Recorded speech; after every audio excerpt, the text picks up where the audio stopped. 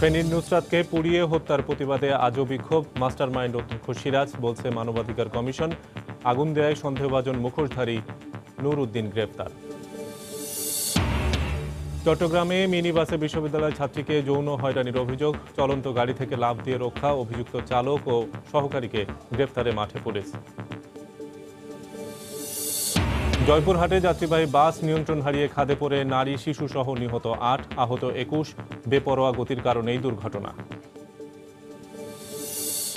এবার ঢাকাতেই সম্পন্ন হবে হজ যাত্রীদের সৌদি আরবের ইমিগ্রেশন, জানালেন ধর্ম প্রতিমন্ত্রী। কমবে জেদ্দায় অপেক্ষার বিড়ম্বনা। এবং পহেলা বৈশাখের আগে দেশজুড়ে সাজ রব, রমনা বটমূলে চলছে শেষ মুহূর্তের প্রস্তুতি। সব অনুষ্ঠান হবে নিরাপদেই, আশ্বস্ত করল র্যাব।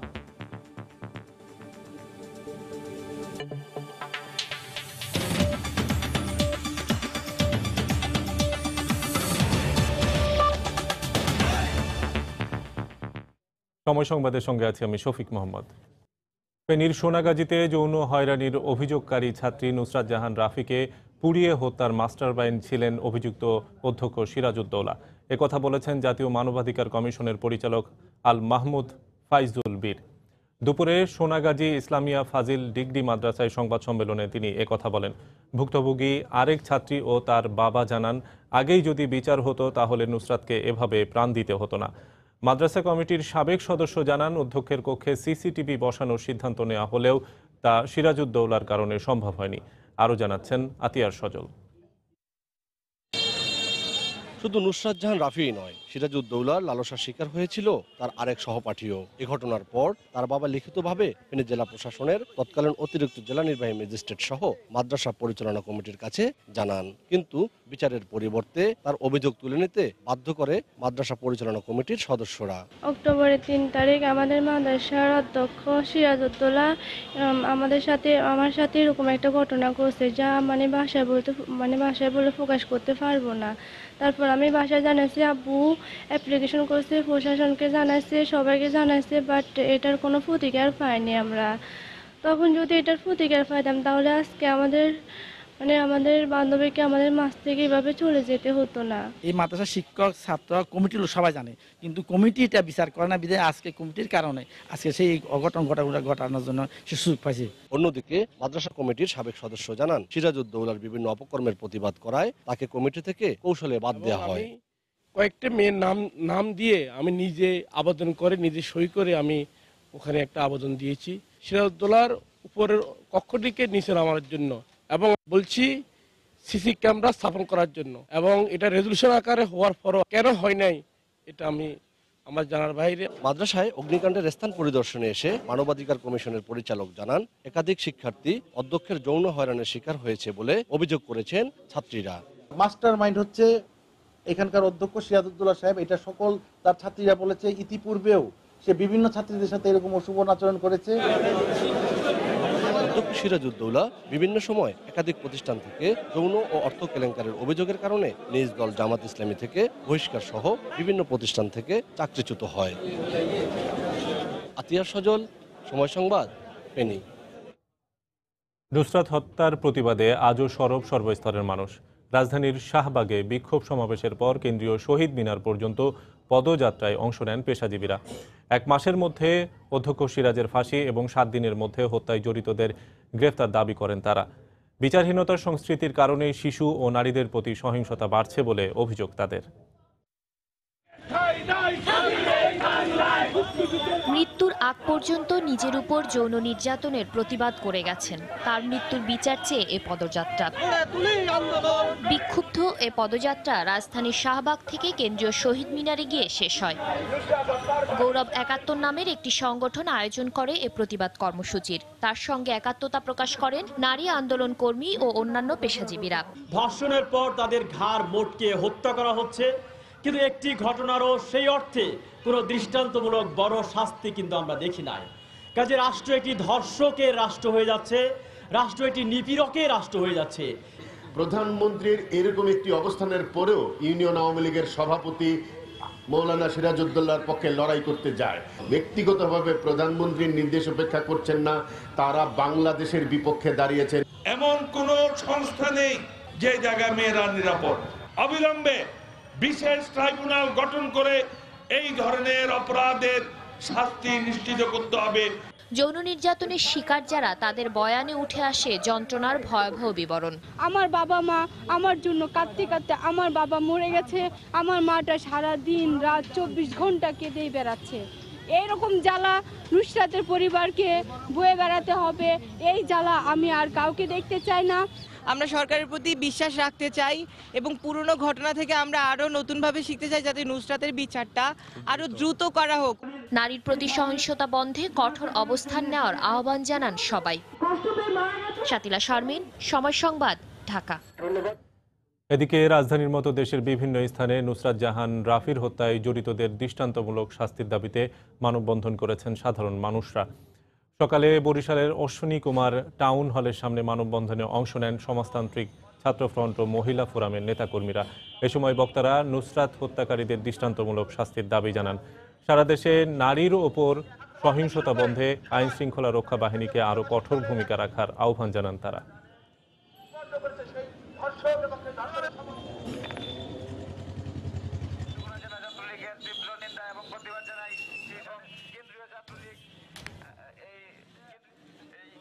নুসরাতের হত্যাকারীদের শাস্তির দাবিতে সকালে নেত্রকোনার মুক্তারপাড়ায় মানববন্ধন করেন জেলা ছাত্রলীগের নেতাকর্মীরা। এতে অংশ নেন বিভিন্ন শ্রেণী পেশার মানুষ। মানববন্ধনে বক্তারা সোনাগাজী ফাজিল মাদ্রাসার অধ্যক্ষ সহ দোষীদের কঠোর শাস্তির দাবি জানান।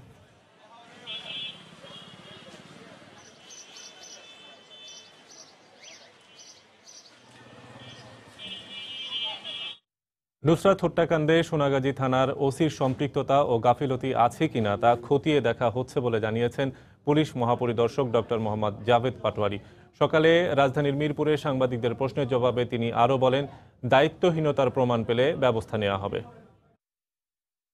অপেক্ষা করুন, দেখবেন যে পিবিআই সঠিকভাবে তদন্ত করে পুরো বিষয়টি উদ্ঘাটন করবেন এবং এর সাথে জড়িত যারা আছেন সবাইকেই অ্যারেস্ট করতে সক্ষম হবেন। আমরা তাৎক্ষণিকভাবে প্রথমেই ওসিকে সরিয়ে দিয়েছি। এখন ওসির সম্পর্কিত তদন্ত হবে। যদি ওসির কর্মকাণ্ডে এমন কোনো কিছু পাওয়া যায় যে হ্যাঁ তার গাফিলতি ছিল, সঠিকভাবে তদন্ত করেননি অথবা সঠিকভাবে বিষয়টিকে হ্যান্ডেল করতে পারেননি, সেই জন্য তার বিষয়ে আইনানুগ যে ব্যবস্থাগুলো নেওয়া যাবে সেই ব্যবস্থা নেওয়া হবে।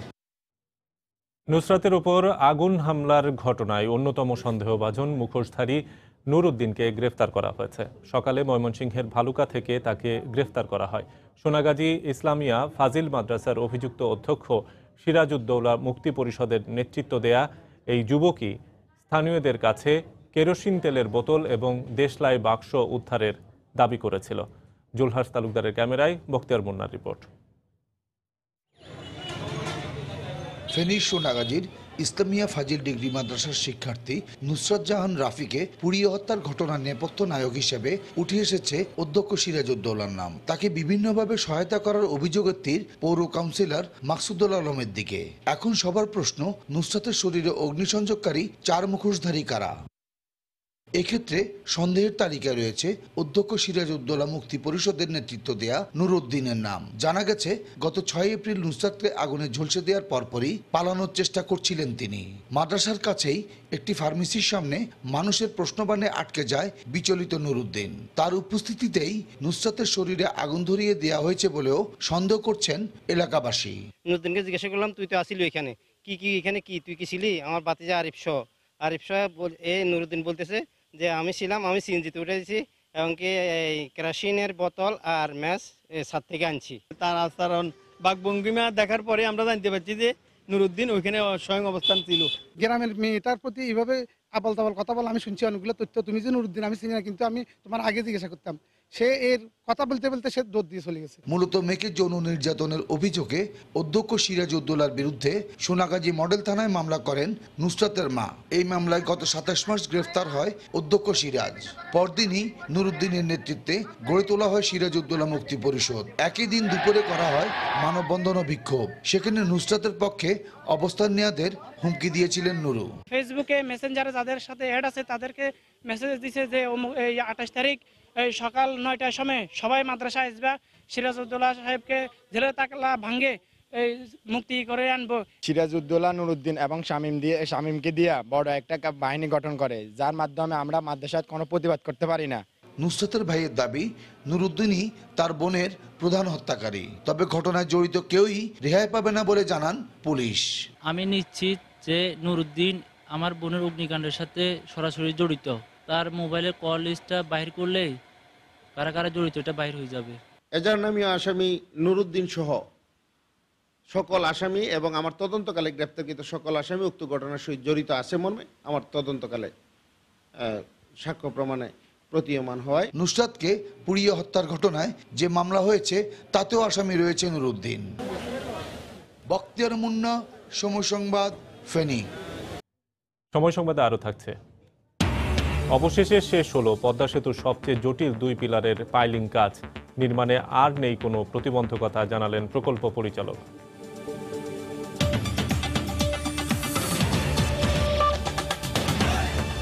ভিগো ইলেকট্রিক কন্ডুইট পাইপ, থাকুন ভাবনাহীন, হ্যাসেল ফ্রি লাইফ।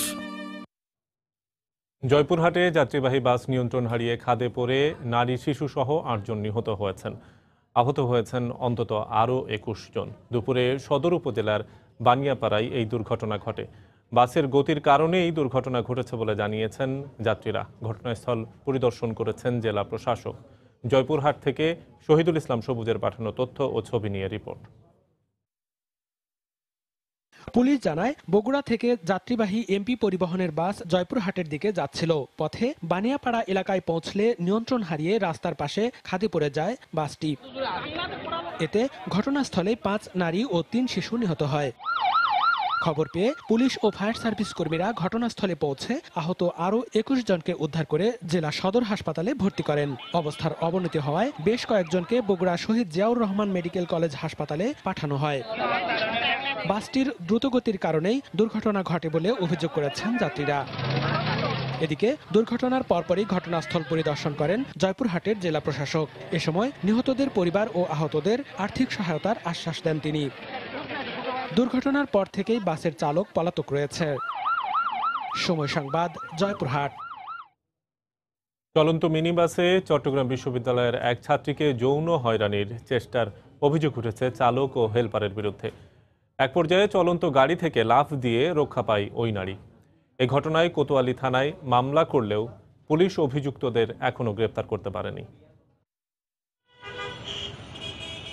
গতরাতে সামাজিক যোগাযোগ মাধ্যম ফেসবুকে যৌন হয়রানির অভিযোগ করে একটি পোস্ট দেন চট্টগ্রাম বিশ্ববিদ্যালয়ের ছাত্রী। তিনি জানান, বৃহস্পতিবার বিকেলে বিশ্ববিদ্যালয়ের ক্লাস শেষে হিউম্যান হোলার করে সহপাঠীদের সঙ্গে শহরে ফিরছিলেন।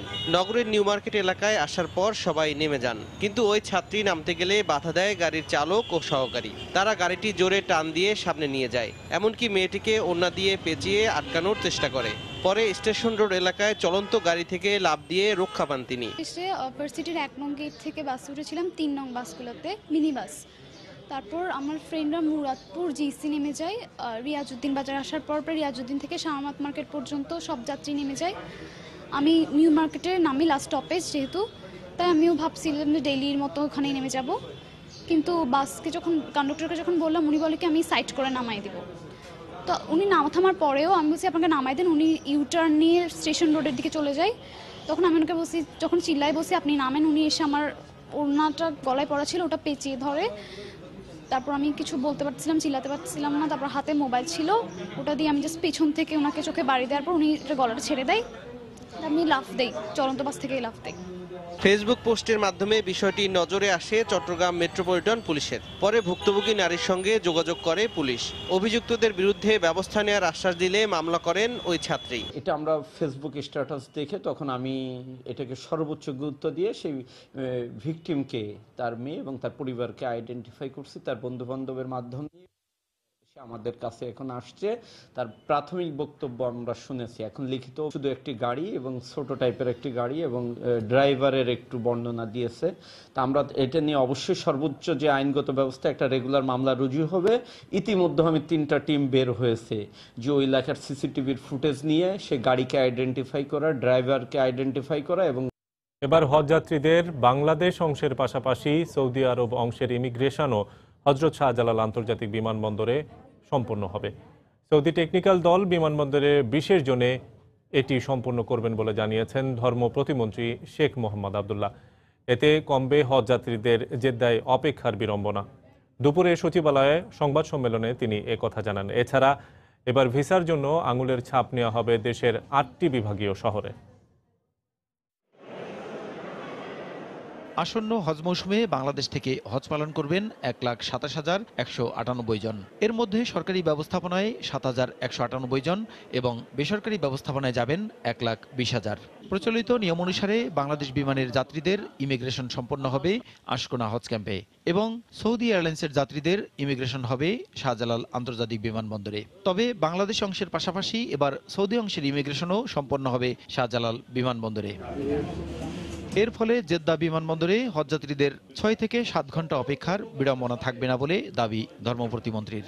বাংলাদেশ বিমানের যাত্রীরা আশকোনা হজ ক্যাম্পে ও সৌদি এয়ারলাইন্সের যাত্রীরা শাহজালাল আন্তর্জাতিক বিমানবন্দরে বাংলাদেশের ইমিগ্রেশন সম্পন্ন করেন। এরপর তাদের সৌদি আরবের জেদ্দায় যে ইমিগ্রেশন কাজ হতো সেই কাজটি এক্সক্লুসিভ জোনে সম্পন্ন করা হবে। সব কার্যক্রম থাকবে সৌদি আরব নিয়োজিত টেকনিক্যাল দলের তত্ত্বাবধানে। তিনি আরো জানান, এবার ভিসার জন্য দূতাবাসে পাসপোর্ট জমা দেওয়ার আগেই হজযাত্রীর 10 আঙ্গুলের ছাপ সংগ্রহ করা হবে দেশের 8টি বিভাগীয় শহরে। এজেন্সিতে পাসপোর্ট জমা দেওয়ার আগেই দেশের 8 বিভাগের প্রত্যেক হজযাত্রীর 10 আঙ্গুলের হাতের ছাপ সংগ্রহ করা হবে। আসন্ন রমজানের মাঝামাঝি সময় থেকে এই কর্মকাণ্ড শুরু হবে বলে জানান ধর্মসচিব। ইমিগ্রেশনের ডেস্ক, আইটির কানেকশন, অন্যান্য যত কিছু দরকার এভরিথিং তারাই করবে তাদের খরচে। তারা রমজানের মাঝামাঝির পরেই তারা এসে হাতের ছাপ নিতে খুব বেশি সময় লাগবে না। হজযাত্রীদের অর্ধেক বিমান বাংলাদেশ এয়ারলাইন্স ও বাকিদের সৌদি এয়ারলাইন্স পরিবহন করবে বলেও সংবাদ সম্মেলনে জানানো হয়। প্রসূন আশিস, সময় সংবাদ, ঢাকা। চলছে বর্ষা বরণ উৎসবের শেষ মুহূর্তের প্রস্তুতি। এই মুহূর্তে ঢাকা বিশ্ববিদ্যালয়ের চারুকলায় আছেন রিপোর্টার রাশেদ বাপ্পি এবং রাজশাহী বিশ্ববিদ্যালয়ের চারুকলায় আছেন সাইফুর রহমান রকি। প্রথমেই চলে যাচ্ছি বাপ্পির কাছে। বাপ্পি।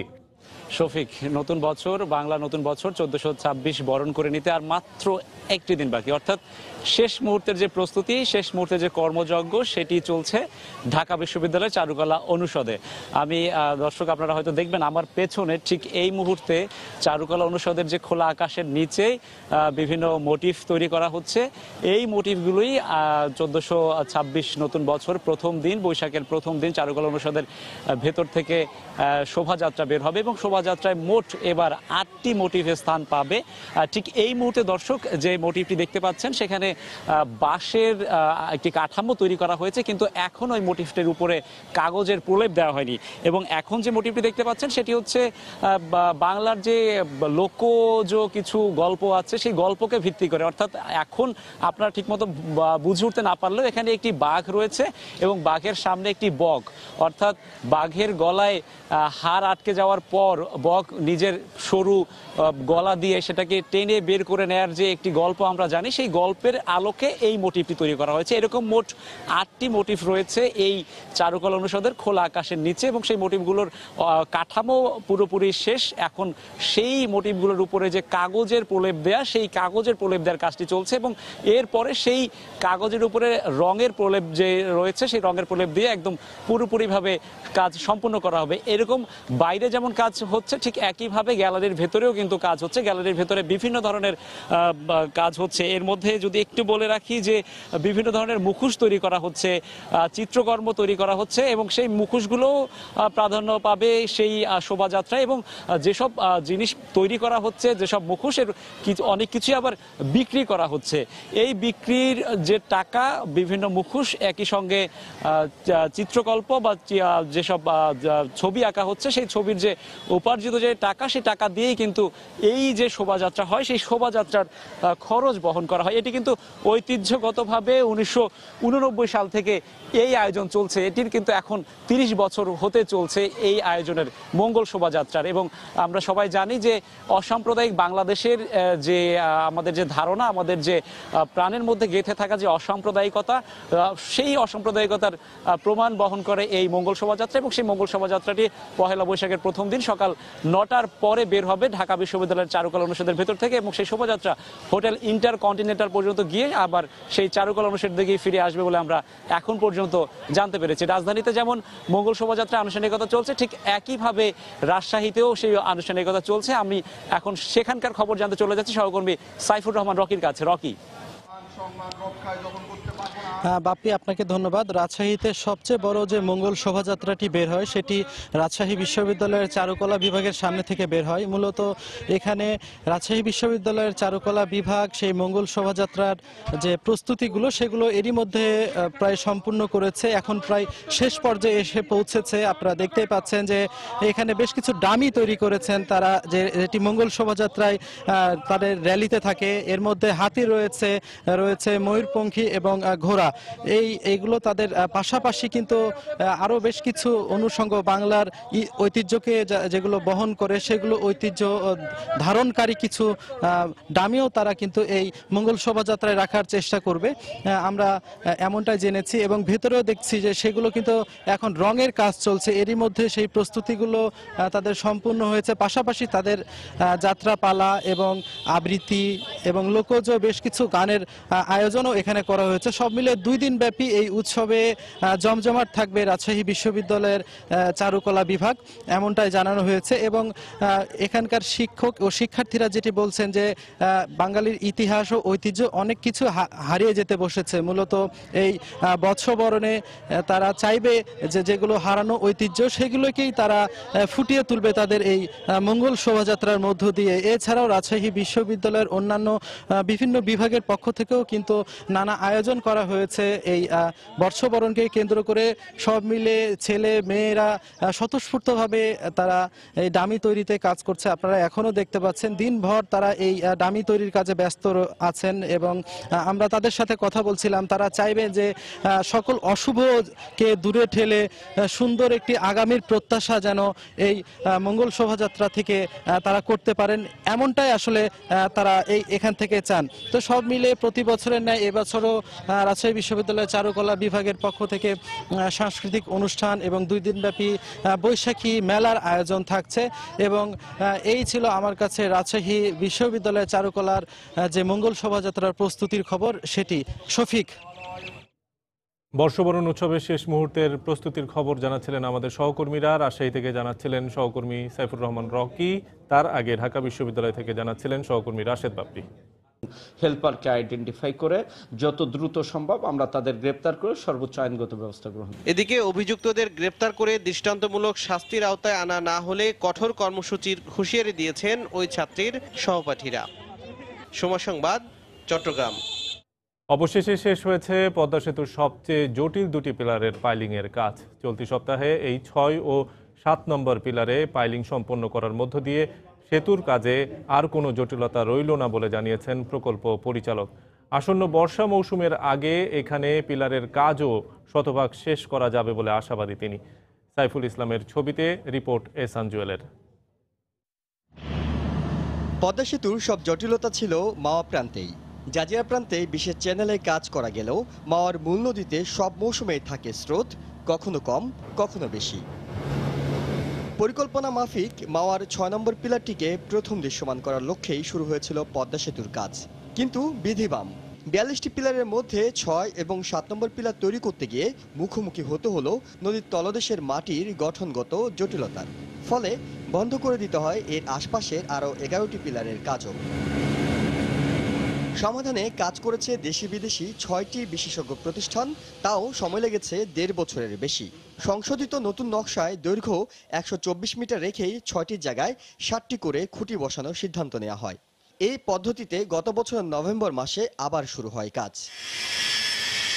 তবে তাতেও কাজ হয়নি 6 ও 7 নম্বর পিলার সংক্রান্ত জটিলতার। অন্য পিলারে এই পদ্ধতি কাজ করলেও এই 2টি পিলারের খুঁটিগুলোর গায়ে আলাদা করে ট্যাম বসাতে হয়। বিশ্বের বিভিন্ন দেশে ইতোপূর্বে ট্যাম বসানো হলো, স্টিলের খুঁটিতে ট্যাম বসানোর প্রয়াস এই প্রথম।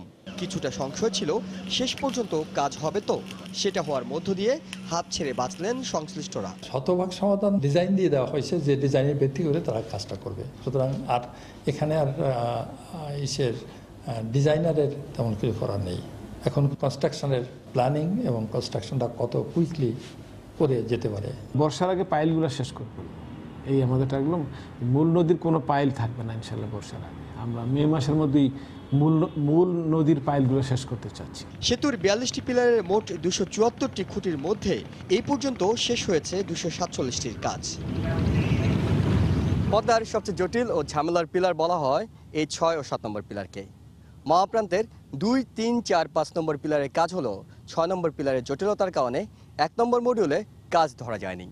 একইভাবে 7 নম্বর পিলারের কারণে 2 নম্বর মডিউলের কাজও থমকে আছে। আর তাই স্প্যান বসানো হচ্ছে 3 নম্বর মডিউলে। কিন্তু এখন এই 6 ও 7 নম্বর পিলারের জটিলতা অবসান হওয়ার পর দ্রুতই এই দুটি মডিউলও কাজ এগিয়ে নেওয়ার ব্যাপারে আশাবাদী প্রকল্প সংশ্লিষ্টরা। ইহসান জুয়েল, সময় সংবাদ, মাওয়া, মুন্সিগঞ্জ। আবারও বর্ষবরণের খবর। পহেলা বৈশাখকে কেন্দ্র করে শপিং মলগুলোতে জমে উঠেছে শেষ মুহূর্তের কেনাকাটা। সে খবর জানাতে রাজধানীর ধানমন্ডিতে আছেন রিপোর্টার মামুন আবদুল্লাহ এবং চট্টগ্রামের নাসিরাবাদের আফমি প্লাজায় আছেন কমল দে। প্রথমেই চলে যাচ্ছি মামুনের কাছে। মামুন। শফিক, আপনি জানেন যে উৎসবপ্রিয় বাঙালির মনে খুশির রং ছড়াতে কিছুটা মুখ্য ভূমিকা পালন করে থাকে কিন্তু এই বৈশাখ, এবং বৈশাখ উপলক্ষে মানুষ কেনাকাটায় কিন্তু একটি ধুম পড়ে রাজধানীর বিভিন্ন শোরুমগুলোতে। আমরা একটি শোরুমে আছি, এই শোরুম কিন্তু বৈশাখী কেনাকাটায় কিন্তু সেজেছে নবরূপে। এবং আপনি জানেন যে বৈশাখ উপলক্ষে যেহেতু আগামীকালকের পরের দিনই হচ্ছে বৈশাখ, মাঝখানে আর একদিন সময় আছে, এই একদিন সময়ের ব্যবধানে আজকে যেহেতু শুক্রবারের দিন হওয়ায় কিন্তু মানুষজন কেনাকাটা করছেন এবং সপরিবারে এসেছেন কেনাকাটা করতে। আপনি জানেন যে বৈশাখের রং যেহেতু সাদা এবং লাল, এই সাদা এবং লালকে প্রাধান্য দিয়ে বিভিন্ন ধরনের কালার এবং ডিজাইনে কিন্তু শোরুমগুলো তাদের সর্বোচ্চ যে ডিজাইন, সবচেয়ে ভালো ডিজাইন সেগুলো কিন্তু এনেছে এবং অনেক ডিজাইন এনেছে বৈশাখ উপলক্ষে তাদের পাঞ্জাবিতে। এবং আপনি দেখতে পাচ্ছেন যে তরুণরা এবং নারীরাও কিন্তু তারা কিনছেন প্রিয়জনের জন্য পাঞ্জাবি। বিভিন্ন ধরনের রঙের পাঞ্জাবি থাকলেও কিন্তু লাল এবং সাদাকে প্রাধান্য করেই আপনি জানেন যে উজ্জ্বল রঙের আপনার পাঞ্জাবিগুলোকে বেশি প্রাধান্য দেওয়া হচ্ছে। এবং মেয়েদের শাড়ি থেকে শুরু করে 3 পিস এবং 1 পিসেও কিন্তু এগিয়ে আছে তারা। আরো একটি বিষয় আপনাকে বলে রাখি, যেহেতু এখন ব্যবসা গরম চলছে, গরম উপলক্ষে গরমের কারণে কিন্তু এবং তারা সুতি পাঞ্জাবিটাকে প্রাধান্য দিচ্ছে এবং সুতি শাড়িকেই প্রাধান্য দিচ্ছেন। সবকিছু মিলিয়ে রাজধানীর বিভিন্ন ধরনের শোরুমগুলোতে আমরা দেখেছি যে মোটামুটি আসলে সবাই বৈশাখী কেনাকাটায় ব্যস্ত হয়েছেন। যেহেতু আজকেই শেষ শুক্রবার, পাচ্ছেন কেনাকাটার জন্য একদিন সময় হাতে। রাজধানীর বিভিন্ন শোরুমগুলো আসলে বৈশাখে সেজেছে। তো আমরা বৈশাখী কেনাকাটার খবর জানতে চলে যাচ্ছি চট্টগ্রামে। সেখানে আছে আমাদের রিপোর্টার কমল দে। বৈশাখীর খবর, কেনাকাটার খবর জানতে তার কাছে চলে যাচ্ছি। ধন্যবাদ মামুন। পহেলা বৈশাখ এখন বাঙালির একটি সার্বজনীন উৎসবে রূপ নিয়েছে। সেই উৎসবে সামিল হওয়ার জন্য এখন সবাই ছুটছেন নতুন কাপড় কিনতে। আর নতুন কাপড় কেনার ক্ষেত্রে দেখা যাচ্ছে লক্ষণীয় যেটা বিষয়, এই পয়লা বৈশাখ উৎসবের রং হচ্ছে লাল এবং সাদা। আর এই লাল এবং সাদার মধ্যে যেগুলো তৈরি করা হচ্ছে, বিশেষ করে ছেলেদের পাঞ্জাবি, মেয়েদের শাড়ি, 3 পিস এবং ফতুয়া রয়েছে, নানা পণ্যের নানা রঙের। আসলে রঙিন উৎসবকে যতটা রঙিন করা যায় সেই সমস্ত রঙিন রূপ নিয়েছে যেন তাদের পোশাকে। তা আপনারা জানান যে আসলে কিন্তু গত কয়েকদিন ধরে এই জমতে শুরু ছিল যে পয়লা বৈশাখের বাজার, এবং শেষ মুহূর্তে এসে কিন্তু এই বাজার জমজমাট রূপ নিয়েছে। এখানকার যতগুলো ঢাকা থেকে আসা যতগুলো বুটিক হাউসে যেমন ক্রেতা রয়েছে, ঠিক তেমনি আমরা দেখতে পাচ্ছি যে স্থানীয় যে বুটিকগুলি রয়েছে সেগুলিতে কিন্তু একই ধরনের ক্রেতাদের ভিড় লক্ষ্য করা যাচ্ছে। বিশেষ করে লাল সবুজ, লালের প্রাধান্য রয়েছে এই উৎসবের পোশাকের মধ্যে। এবং দামের ক্ষেত্রে যদি বলি, এখানে কিন্তু যে পাঞ্জাবিগুলো বিক্রি হচ্ছে এগুলো হচ্ছে সর্বনিম্ন দেখা হচ্ছে এখানে 2000 টাকা থেকে সর্বোচ্চ 10,000 টাকা পর্যন্ত এখানে পাঞ্জাবি রয়েছে। আর মেয়েদের সালোয়ার কামিজ যেগুলো রয়েছে সেগুলো দামের মধ্যে রয়েছে অন্তত 2500 থেকে শুরু করে 12 থেকে 13,000 টাকা পর্যন্ত সালোয়ার কামিজ এখানে পাওয়া যাচ্ছে। আর ছেলেদের ক্ষেত্রে আপনারা জানেন শিশুরা কিন্তু এই উৎসবে সামিল হয়, তাদের জন্য রয়েছে ছোট সাইজের পাঞ্জাবি এবং ফতুয়া। সবাই পরিবার পরিজন নিয়ে মূলত এখানে আসছেন তাদের পছন্দ নিয়েও কেনাকাটা করার জন্য। এবং আমরা দেখতে পাচ্ছি সময় যত গড়াচ্ছে তত যেন ভিড়টা, ক্রেতাদের ভিড়টা ততই বাড়ছে। বিশেষ করে বুটিক হাউসগুলি রয়েছে এবং ফ্যাশন যে হাউসগুলো রয়েছে সেখানে সবচেয়ে বেশি রকম ভিড় লক্ষ্য করা যাচ্ছে। এই কিন্তু দেখা যাচ্ছে যে আসলে ঢাকা থেকে যেসব যে দেশি 10 বাজার রয়েছে তাদের ঢাকার বুটিক হাউসগুলি যেমন ভিড় রয়েছে ঠিক তেমনি একই ধরনের ভিড় রয়েছে চট্টগ্রামের যেগুলি বুটিক হাউস রয়েছে, লোকাল বুটিক হাউস বলা হয়, সেখানে একই ধরনের উপচে পড়া ভিড় লক্ষ্য করা যাচ্ছে পহেলা বৈশাখের পোশাক কেনার জন্য। তো মামুন, এখন পর্যন্ত আমার কাছে ছিল পহেলা বৈশাখকে কেন্দ্র করে চট্টগ্রামের যে কেনাকাটা চলছে তার সর্বশেষ। পয়লা বৈশাখের শেষ মুহূর্তের কেনাকাটার খবর জানাচ্ছিলেন আমাদের সহকর্মীরা। চট্টগ্রাম থেকে জানাচ্ছিলেন কমল দে, তার আগে ঢাকা থেকে জানিয়েছিলেন আমাদের সহকর্মী। এ পর্যায়ে শীর্ষ সংবাদ জানিয়ে দিচ্ছি আরেকবার। ফেনীর মাদ্রাসা ছাত্রী নুসরাত হত্যাকারীদের কেউই ছাড় পাবে না, হুঁশিয়ারি প্রধানমন্ত্রীর। বললেন, পুড়িয়ে মারার নিন্দা জানানোর ভাষা নেই। নুসরাতকে পুড়িয়ে হত্যার প্রতিবাদে আজও বিক্ষোভ। মাস্টারমাইন্ড অধ্যক্ষ সিরাজ বলছে, মানবাধিকার কমিশন। আগুন দেয়ায় সন্দেহভাজন মুখোশধারী নুরুদ্দিন গ্রেফতার। চট্টগ্রামে মিনিবাসে বিশ্ববিদ্যালয় ছাত্রীকে যৌন হয়রানির অভিযোগ। চলন্ত গাড়ি থেকে লাফ দিয়ে রক্ষা, অভিযুক্ত চালক ও সহকারীকে গ্রেফতারে মাঠে পুলিশ। জয়পুরহাটে যাত্রীবাহী বাস নিয়ন্ত্রণ হারিয়ে খাদে পড়ে নারী শিশু সহ নিহত ৮, আহত ২১। বেপরোয়া গতির কারণেই দুর্ঘটনা। এবং এবার ঢাকাতেই সম্পন্ন হবে হজ যাত্রীদের সৌদি আরবের ইমিগ্রেশন, জানালেন ধর্ম প্রতিমন্ত্রী। কমবে জেদ্দায় অপেক্ষার বিড়ম্বনা।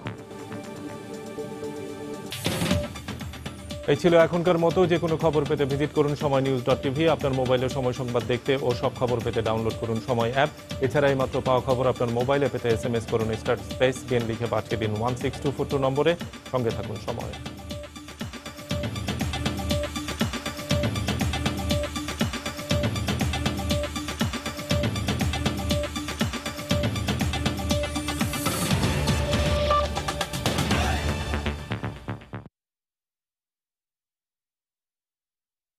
মামুন আব্দুল্লাহ।